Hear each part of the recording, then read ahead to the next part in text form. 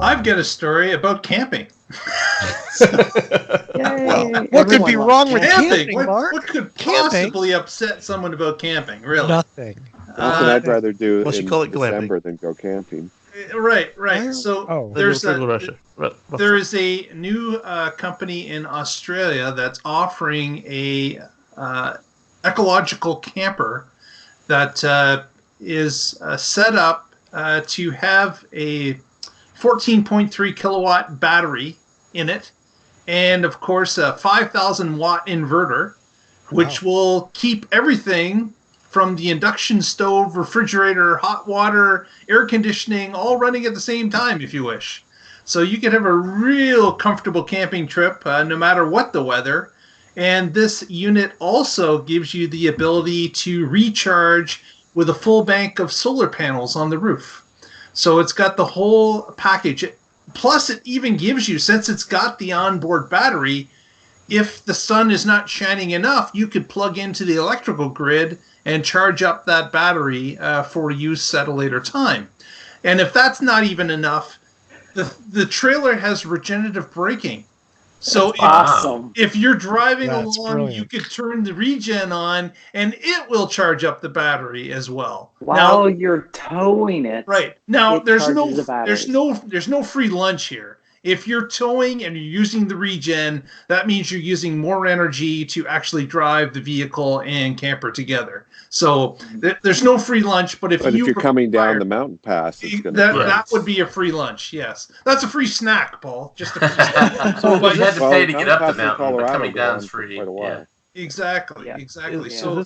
So this vehicle comes with 3 different sizes, and then what's nice is that it's the fairly large size. Of course, gives you the full complement of a queen bed and a kitchen section, a bathroom section, storage galore, and just so you're aware, the price of this unit starts at about $75,000 US.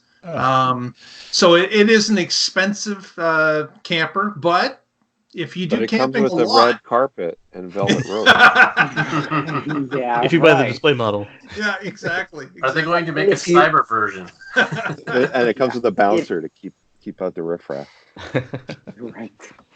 But what's impressive is these different abilities to you start putting a battery on board these things, and you become more independent from where you are or how you're using it, and you've got these different options for charging, which is fantastic. Especially with solar, because you could be out in the boonies off the grid and live comfortably. Boondocking, if you will. Exactly. Yeah. So it's an interesting new concept, and I'm sure more manufacturers will get involved with this type of thing. As we see batteries drop in price, all this stuff becomes more available, not just for power walls or electric vehicles, but in other use cases such as camping.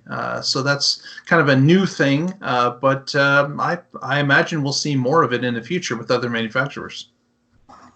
Yeah, I mean, my little pop-up camper has a 12-volt battery and a Coleman solar panel, and it runs the lights, and it does have a 120-volt outlet. You can charge your phone or something, but obviously not all the energy that this offers. It's not going to keep your fridge full of cold beer. Right, yeah. The fridge works if you can plug into external power. Or it can actually run off of the propane tank. Which is weird. Sure, the propane fridge. Sure. Yeah. But yeah, I mean, this thing is a little house. I mean, it's you know, it's like those tiny houses. You know, whatever that show is. For $80,000, it should be. Right. Well, I mean, arguably, $80,000 is not cheap. Oh, no, right, it's not. right. No, it's not. Yeah. But you know, a trailer of this size is not cheap regularly, anyways. Sure. Yes, but absolutely. you know, this is RVs are stupid up. money. Yeah. Stupid money because most of them are so poorly built they fall apart in 5 years. It seems like what I've heard from owners. Expensive to manufacture and yeah.